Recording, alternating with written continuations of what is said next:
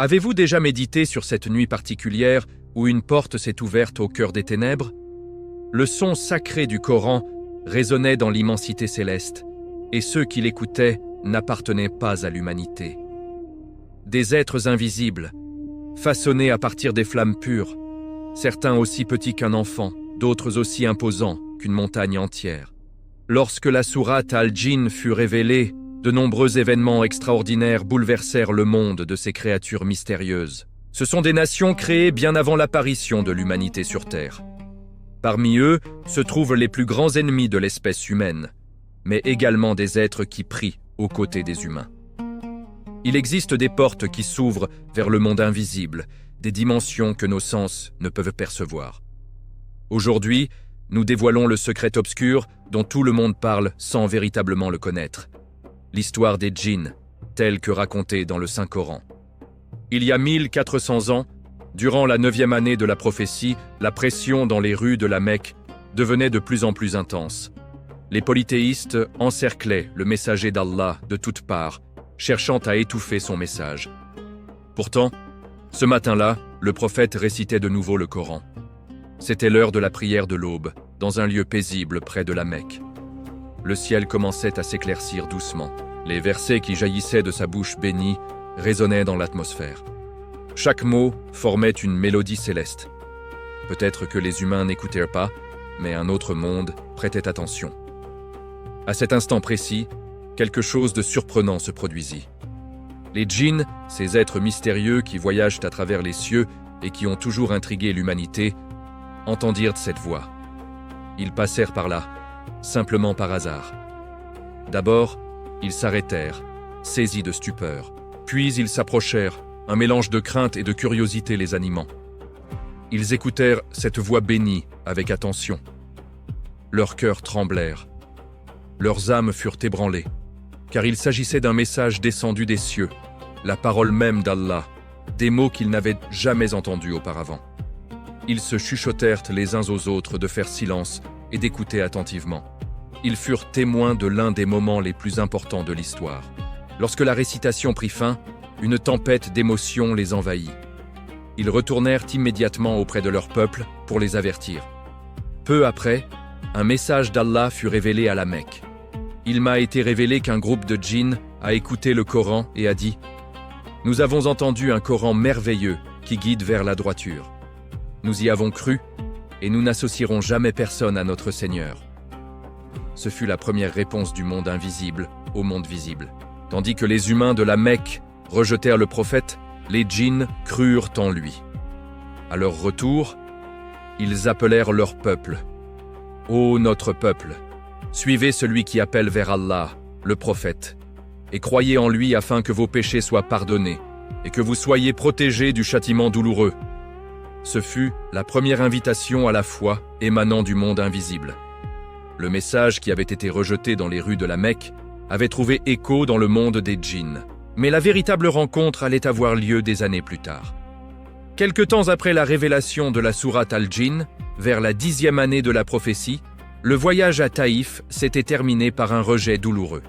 Le messager d'Allah avait été lapidé et blessé. Sur le chemin du retour, il établit son campement dans la vallée de Nakhla. Et cette nuit-là, un événement très particulier allait se produire. Le prophète se leva là où il se trouvait avec ses compagnons. Sa voix était sérieuse et ferme. « Que l'un d'entre vous vienne avec moi, nous allons nous rendre à la vallée des djinns. Seul celui qui peut supporter cela devrait venir. » Un silence tomba. Les compagnons s'entre-regardèrent. Personne ne bougea. Ils sentaient qu'il y avait un grand secret derrière ces paroles. Ils avaient en peur car ils ne savaient pas où ils allaient. Le prophète demanda une deuxième fois. De nouveau, le silence. Lorsqu'il demanda une troisième fois, un jeune compagnon se leva, Abdullah ibn Mas'ud. Il était l'un des plus proches assistants du prophète. Les gens pouvaient le reconnaître même dans l'obscurité, grâce à son parfum agréable. « Je viendrai avec vous, ô messager d'Allah. » Tous deux commencèrent à marcher vers la vallée de Nakhla. Même la lumière de la lune était faible cette nuit-là. L'obscurité recouvrait la vallée. Le cœur d'Abdullah battait rapidement. Où allait-il? Que allait-il se passer? Puis, À un certain endroit sur les hauteurs de la Mecque, le prophète s'arrêta. Avec son pied, il traça une ligne sur le sol, une ligne profonde et claire. Abdullah, reste à l'intérieur de cette ligne. Ne la quitte pas avant mon retour. Quoi qu'il arrive, quoi que tu vois, quoi que tu entendes, ne franchis pas cette ligne. Et le prophète s'enfonça dans l'obscurité. Il commença à réciter le Coran. Cette fois, ce n'était pas par hasard. Cette fois, c'était une invitation consciente, un message adressé au djinn. Abdullah resta seul, debout à l'intérieur de la ligne, figé. Au début, il y eut le silence. Puis des sons étranges commencèrent à apparaître, des chuchotements, des voix dans des langues qu'il n'avait jamais entendues. Ce n'était pas le vent, et ce n'était pas une voix humaine. Dans l'obscurité, des formes commencèrent à bouger, des ombres. Ce n'étaient pas des humains. Elles ressemblaient à des fantômes, mais encore plus effrayantes. La peau d'Abdullah se tendit, sa respiration devint rapide. Elles se rassemblaient autour du prophète, des centaines d'entre elles, peut-être des milliers. Puis vint un moment terrifiant. L'une de ces ombres se dirigea directement vers le prophète. Le prophète pouvait être en danger. Abdullah devint très effrayé, rempli de panique, et voulut se lever. « Non », se dit Abdullah à lui-même, « je ne dois pas franchir la ligne. » Son pied glissa vers la ligne. Il faillit la dépasser. Mais le prophète avait donné un ordre strict. Quoi qu'il arrive, il ne devait pas la franchir. Abdullah tremblait, des larmes coulaient. Ces formes sombres autour d'eux continuaient d'augmenter. Elles entourèrent le prophète comme un nuage. Il ne pouvait plus le voir. Il ne pouvait même plus entendre sa voix. Les minutes semblèrent durer des heures. Abdullah attendit simplement, car le prophète avait ordonné de ne pas franchir cette ligne. Enfin, l'aube apparut. L'obscurité se dissipa et ces ombres s'éloignèrent comme des morceaux de nuages. Le prophète avait parlé avec eux jusqu'au matin. Quand le matin arriva, il revint vers lui, fatigué, et dit « N'as-tu pas dormi ?» Abdullah répondit « Non, ô messager d'Allah, j'avais très peur pour vous. Qu'étaient ces choses que j'ai vues ?» Le prophète dit « C'étaient les djinns de Nazibin. Ils m'ont demandé de la nourriture. Je leur ai donc donné des os et des excréments d'animaux séchés. Ne vous nettoyez pas avec des os ou des excréments séchés, car ils constituent la nourriture de vos frères. » Selon une narration, Abdullah vit également des empreintes là-bas. Mais ce n'étaient pas des empreintes humaines. C'étaient les marques laissées par les djinns. Abdullah ibn Masoud n'oublia jamais cette nuit. Il la raconta tout au long de sa vie. « Ô messager d'Allah, je ne pouvais pas vous voir. Ces ombres, ces sons.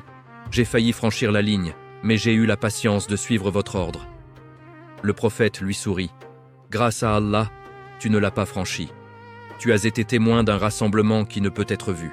Cette nuit, j'ai transmis la parole d'Allah directement aux djinns et ils ont accepté l'islam.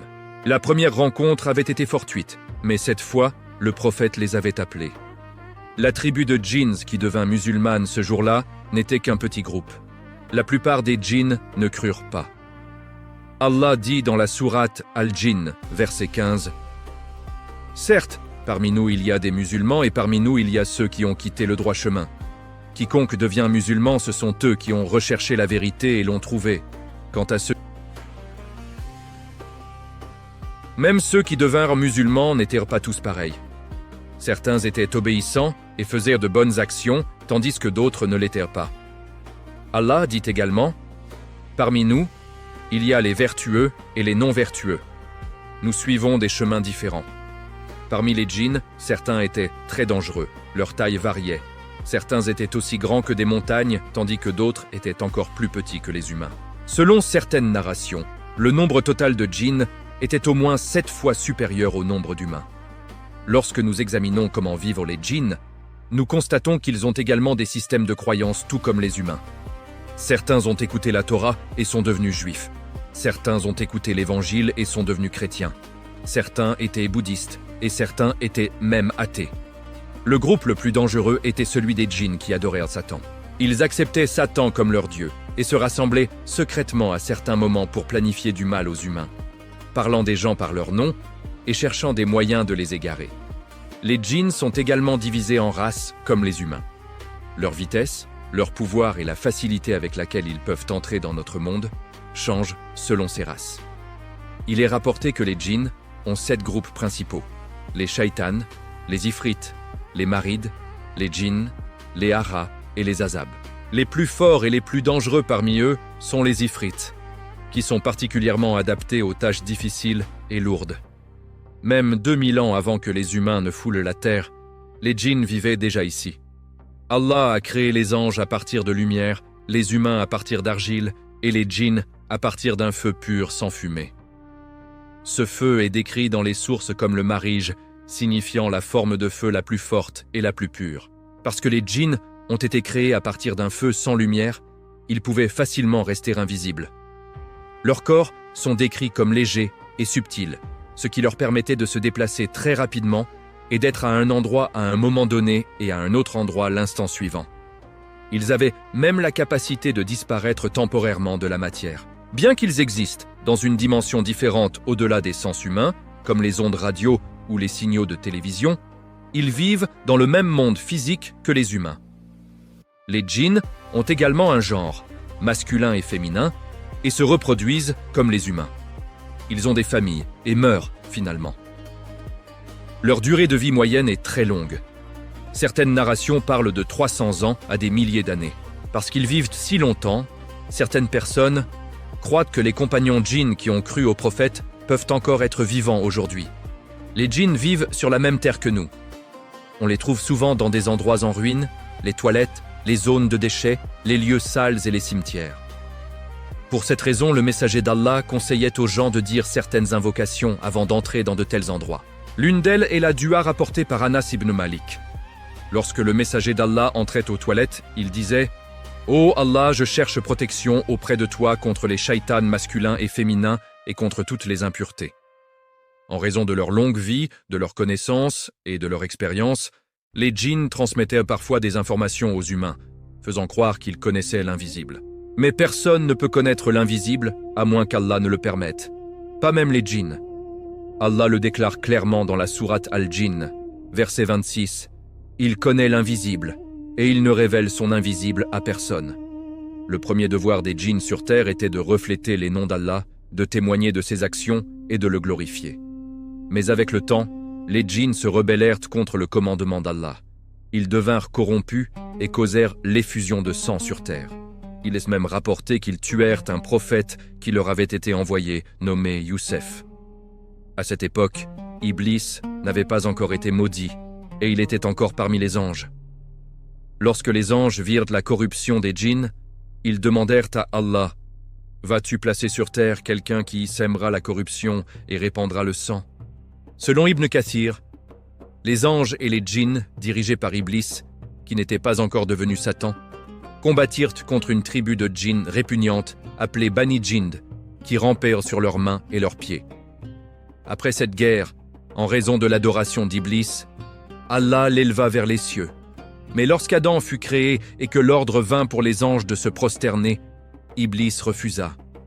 Il prétendit qu'il avait été créé à partir du feu, tandis qu'Adam avait été créé à partir d'argile, et il agit avec orgueil.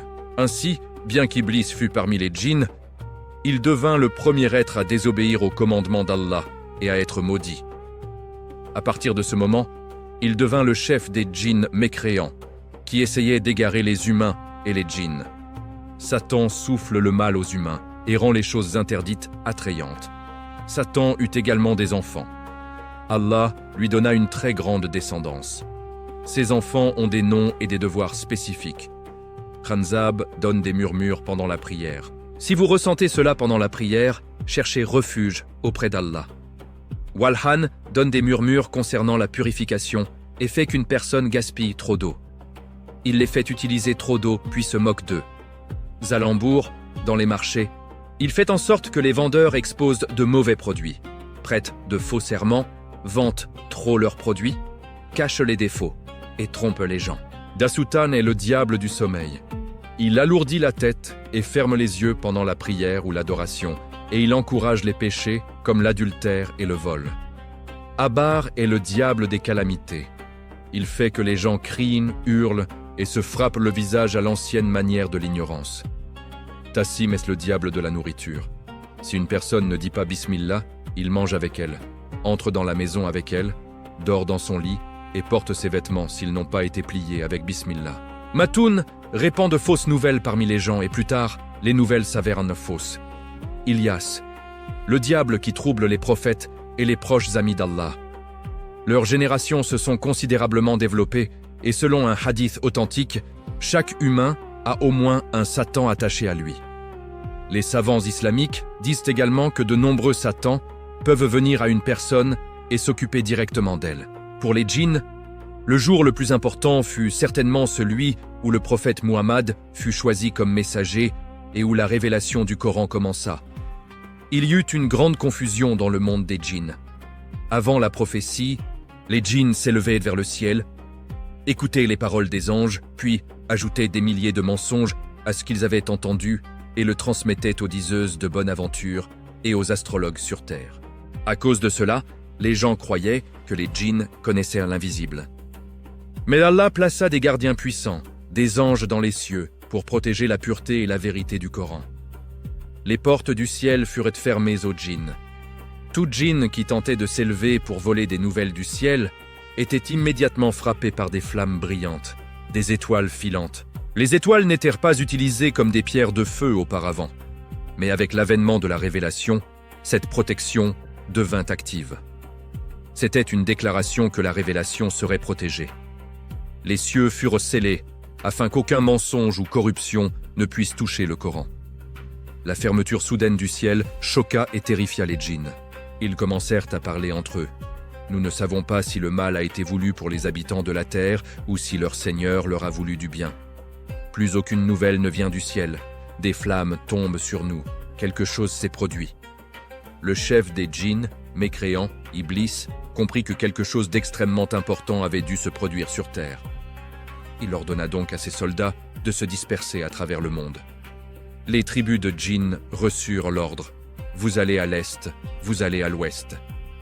Et ils se déplacèrent rapidement à travers la terre pour trouver la raison de l'événement qui avait fermé les cieux et fait pleuvoir le feu sur eux. Grâce à leur vitesse, les djinns atteignirent des endroits que les humains ne pourraient jamais atteindre. Finalement, les djinns arrivèrent à la vallée de Nakhla où ils entendirent le Coran du prophète. Certains d'entre eux crurent, mais lorsqu'ils retournèrent vers leur tribu et leur racontèrent, tous les djinns ne crurent pas. Certains djinns étaient les amis d'Iblis, des mécréants et des êtres rebelles. Ils deviendraient le combustible de l'enfer. Les satans prenaient la forme d'humains ou d'animaux, en particulier de serpents et de chiens noirs, pour tromper les gens. Les ifrits étaient le type le plus fort et le plus dangereux parmi les djinns. Les djinns mécréants, les satans, travaillaient pour égarer les gens et rendre l'interdit attrayant. Ils descendaient vers ceux qui aimaient le péché et les mensonges et leur soufflèrent le mal. Le Coran dit même que ceux qui mangent l'usure se lèveront comme quelqu'un battu par Satan. Cela montre le danger de la capacité des djinns à influencer et manipuler les humains. Lorsque la révélation du Coran commença et que les portes du ciel furent scellées pour les djinns, Satan comprit que cela avait été fait par Allah pour protéger la révélation. Après cela, ils intensifièrent leurs efforts sur terre pour égarer encore plus les humains. Iblis prétendit qu'il attaquerait les humains par devant, par la gauche et par la droite pour les égarer. Satan rend l'interdit beau et il présente les mensonges et la fausseté comme s'ils étaient la vérité. Satan égara les gens non seulement par des murmures, mais aussi en prenant la forme d'un humain ou d'un animal. Un exemple de cela fut Satan apparaissant sous forme humaine avant la bataille de Badr. Avant la bataille, les polythéistes étaient incertains. Ils avaient peur d'aller à la guerre. Ils étaient déjà en conflit avec la tribu de Kinana. À ce moment, Suraka ibn Malik vint. Il dit « Aujourd'hui, personne ne peut vous vaincre. Je vous donne la protection au nom de Kinana, et je me tiendrai avec vous. » Les polythéistes gagnèrent en confiance. Ils allèrent à la bataille. Mais lorsque la bataille commença, Suraka fut le premier à fuir. Il dit « Je vois des anges avec des turbans jaunes sur leur tête. Je ne peux plus rester ici. » Était-ce vraiment Suraka? Selon la narration d'Ibn Abbas, oui, Satan avait pris la forme de Suraka ibn Malik. Il trompa les polythéistes, puis les abandonna. Le Coran dit qu'à ce moment, Satan embellit leurs actions à leurs yeux et dit « Aujourd'hui, personne parmi les gens ne peut vous vaincre, et je suis avec vous. » Mais lorsque les deux groupes se virent, il recula et s'enfuit. Satan peut prendre forme humaine. Une personne marchant à côté de vous, vous parlant, peut ne pas être un véritable humain du tout. Le rêve effrayant d'Aïcha. Un jour, Aïcha, notre mère, tua une créature dans sa maison. C'était très probablement un serpent. Cette nuit-là, elle vit un grand rassemblement dans son rêve. Ils lui dirent « Tu as tué un musulman. Pourquoi as-tu fait cela ?» Aïcha fut choquée. « Non, je n'ai rien fait de tel, dit-elle. » Puis elle comprit que ce serpent était en réalité un djinn musulman sous la forme d'un serpent. Aïcha demanda dans son rêve « N'avait-il pas honte d'être dans la maison de l'épouse du prophète ?» Le djinn répondit « Par Allah, il ne vous regardait pas. Même lorsque les épouses du prophète avaient dans la tête découverte, il n'entrait pas. Il ne venait que parce qu'il ressentait un profond plaisir et une joie du Coran que vous récitiez. » Aïcha se réveilla couverte de sueur et de peur. À partir de ce jour, elle fit de nombreuses invocations et donna la charité afin que cette erreur soit pardonnée. Un serpent que vous voyez dans votre maison n'est peut-être pas toujours juste un serpent. Le djinn cauchemar. Vous dormez la nuit. Soudain, vous ne pouvez pas bouger. Vous ne pouvez pas parler. Vous voulez crier, mais aucun son ne sort. Vous sentez une pression lourde sur votre poitrine et vous voyez quelque chose dans votre chambre, dans le coin, debout là, vous regardant. Dans les narrations, il est dit que les djinns peuvent affecter les personnes qui ont une forte tension spirituelle ou émotionnelle. Mais ils ne peuvent pas rester dans ce monde pour toujours. Tout comme une personne dans le coma doit se réveiller, ou quelqu'un qui plonge sous l'eau doit remonter, ils doivent également retourner. Mais ces quelques minutes semblent durer toute une vie. Le gardien Ifrit d'Ali. Ali était une personne qui ne voulait pas que sa paix dans la prière soit perturbée. Mais il avait de nombreux ennemis, et pendant la prière, une personne est dans son état le plus vulnérable. Dans les invocations de Salahat al-Tahajjud, Ali demanda à Allah quelque chose, un Ifrit gardien. Oui, vous avez bien lu. Ali voulait qu'un djinn le protège pendant qu'il priait. Selon les narrations, le nom de ce djinn gardien était Tufail ou Yaktin. Pensez-y, un compagnon qui était si fort et si courageux ressentait encore le besoin de la protection d'un djinn pendant la prière. Le prophète dit « Allah a assigné un compagnon djinn à chacun d'entre vous. » Les compagnons demandèrent « Pour vous aussi, ô messager d'Allah ?»« Pour moi aussi, mais Allah m'a aidé contre lui et mon djinn est devenu musulman. Maintenant, il me dit seulement de faire le bien. » Cela signifie qu'en ce moment même, il y a un djinn à côté de vous. Il s'appelle un Karin. Il est avec vous toute votre vie depuis le moment où vous êtes né. La voie qui vous pousse vers le péché, les erreurs et la désobéissance peut être lui. Et il restera avec vous, jusqu'à votre mort. Avant le voyage de l'Hégire, les chefs des polythéistes se rassemblèrent à Dar al-Nadwa pour planifier l'assassinat du prophète. Iblis rejoignit cette réunion sous la forme d'un vieil homme de la tribu de Najd. Il soutint l'idée d'Abu Jahl qui dit « Chacun d'entre nous devrait frapper Muhammad avec un poignard en même temps. » Ces événements montrent que Satan, le chef des djinns, utilisa sa capacité à changer de forme physique même dans les moments les plus critiques pour égarer les gens. Les djinns avaient 7 groupes ou races principaux.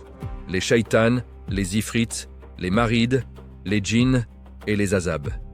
Les ifrits étaient les plus forts et les plus dangereux parmi eux. Vitesse et mouvement. Les djinns peuvent se déplacer extrêmement rapidement. Ils ne sont pas limités par les règles physiques que suivent les humains. Ils peuvent voyager d'un endroit sur Terre à un autre en un clin d'œil. Capacité de construction. Les djinns peuvent faire du travail lourd. Salomon commandait les djinns et ils construisirent pour lui des mosquées, des forteresses, des statues, de grands bols comme des piscines et d'énormes chaudrons fixes. Il plongeait également dans la mer pour en extraire des matériaux précieux. Lieu de vie. Les djinns peuvent être autour des gens, mais ils préfèrent les bâtiments déserts, les ruines, les grottes, les trous de forêt, les toilettes, les bains publics, les plages et les trous d'animaux en particulier, là où se trouvent les serpents. Magie et rituels interdits. Les djinns ne peuvent apporter ni bien ni mal à quiconque sans la permission d'Allah. Un djinn qui s'attache à une personne peut se produire en raison d'une foi faible, de la négligence, de l'amour du péché ou comme une épreuve d'Allah. Les djinns ne s'attachent pas aux gens au hasard. Il doit y avoir une ouverture ou une porte pour eux. Effets mentaux et physiques de l'attachement. Un djinn qui s'attache à une personne peut causer une grande peur et des tremblements, et il peut faire perdre le contrôle à une personne. Un djinn qui s'attache à quelqu'un peut augmenter le désir. Le djinn amoureux peut rendre les désirs d'une personne plus forts. Certaines narrations disent que les djinns peuvent avoir des contacts sexuels avec les humains, et cela peut même causer des états similaires à une grossesse fantôme, à l'obsession et aux troubles mentaux. Les djinns aiment créer des pensées obsessionnelles. L'attachement peut être lié à certaines formes d'épilepsie, de schizophrénie, d'attaques de panique ou de problèmes similaires aux troubles obsessionnels compulsifs. Orgueil et fausses prétentions. Un djinn peut pousser la personne à laquelle il s'attache vers l'orgueil et l'arrogance, lui faisant dire des choses comme « Je suis le plus grand maître spirituel » ou « Je suis un wali d'Allah supérieur aux autres » ou encore « Je possède des connaissances que personne d'autre n'a ». Ces djinns trompeurs instillent l'orgueil pour éloigner la personne d'Allah, la faisant croire qu'elle est spéciale, élue, au-dessus des règles communes. Ils lui font voir des visions flatteuses, lui dictent des révélations personnelles, la poussant à mépriser les savants, à rompre avec la communauté, à se proclamer guide ou même prophète. Beaucoup de sectes déviantes ou de faux maîtres spirituels sont nés ainsi. Un djinn attaché exploite la faiblesse de l'ego humain. Protection contre les djinns. La meilleure armure est la foi sincère, la prière régulière, la récitation du Coran, surtout les sourates Al-Falaq, An-Nas, Al-Ikhlas et Ayat al-Kursi. Le respect des invocations matinales et vespérales enseignées par le prophète. Éviter les péchés graves, les lieux impurs, la musique haram, la magie et les talismans interdits, car ce sont des portes ouvertes.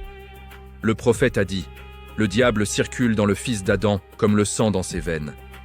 Mais il a aussi enseigné que le dhikr d'Allah ferme ses voies. Si un attachement est suspecté, cauchemars récurrents, voix intérieure, désirs incontrôlables, maladies inexpliquées, la roqya légale par le Coran et les douas authentiques est le remède.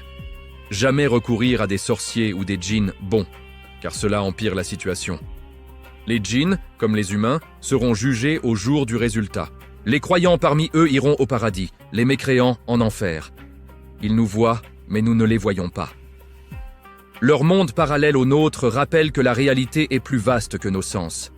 Allah nous a créés pour l'adorer, eux aussi.